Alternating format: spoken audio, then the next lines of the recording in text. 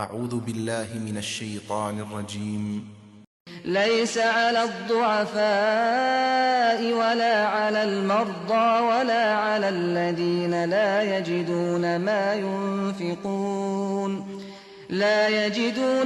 ينفقون حرج إذا نصحوا لله ورسوله ما على المحسنين من سبيل والله غفور رحيم ولا على الذين إذا ما أتوك لتحملهم قلت لا أجد ما أحملكم عليه تولوا وأعينهم تفيض من الدمع حزنا ألا يجدوا ما ينفقون إنما السبيل على الذين يستأذنونك وهم أغنياء رضوا بأن يكونوا مع الخوالف وطبع الله على قلوبهم فهم لا يعلمون۔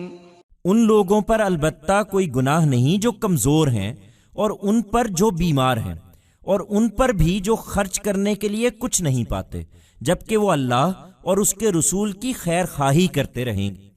ایسے نیکوکاروں پر کوئی الزام نہیں ہے، اور اللہ بخشنے والا ہے، اس کی شفقت ابدی ہے۔ اسی طرح ان پر بھی کوئی الزام نہیں ہے کہ جب تمہارے پاس آتے ہیں کہ ان کے لیے سواری کا بندوبست کر دو، تم کہتے ہو کہ میں تمہارے لیے سواری کا بندوبست نہیں کر سکتا، تو اس طرح لوٹتے ہیں کہ ان کی آنکھوں سے اس غم میں آنسو بہ رہے ہوتے ہیں کہ وہ اپنے خرچ پر جانے کی مقدرت نہیں رکھتے۔ الزام تو ان لوگوں پر ہے جو تم سے رخصت مانگتے ہیں، درا حالے کہ وہ مالدار ہیں۔ وہ اس پر راضی ہو گئے کہ ان کے ساتھ ہوں جو پیچھے گھروں میں بیٹھنے والی ہیں، اور اللہ نے اس کے نتیجے میں ان کے دلوں پر مہر کر دی۔ اب وہ کچھ نہیں جانتے کہ کس انجام کی طرف بڑھ رہے ہیں۔